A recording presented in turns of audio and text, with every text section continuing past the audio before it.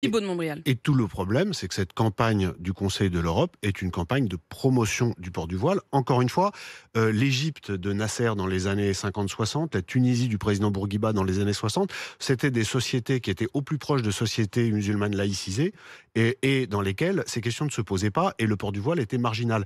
Il faut, chacun fait ce qu'il veut dans les limites du respect des lois de la République, mais il faut savoir, il faut avoir un peu de culture, il faut savoir que politiquement, c'est un marqueur qui est notamment promu par les frères musulmans et avec des stratégies qui sont des stratégies de provocation, hystérisation pour que nous en arrivions à ces débats et pour renvoyer nos compatriotes musulmans qui, dans l'immense majorité, vit comme vous et moi et ne demande rien à personne, à leur identité religieuse primaire. Ce sont les islamistes qui sont derrière ce genre de campagne. C'est ça qui est extrêmement grave. C'est comment est-ce que le Conseil de l'Europe et l'Union européenne sont tombés dans le piège. On sait qu'il y a beaucoup de ce que Boualem Sansal appelle les idiots utiles de l'islamisme. Boualem Sansal, qui est un écrivain, algérien, qui lui dit, au fond, l'islam, l'islam n'est pas compatible avec la démocratie et il considère que les démocraties occidentales sont en train de se faire avoir, si je le cite. Exactement, et avec des exemples très précis, il explique que est en train d'arriver, notamment en France et en Allemagne, ce qui est arrivé en Algérie dans les années 90.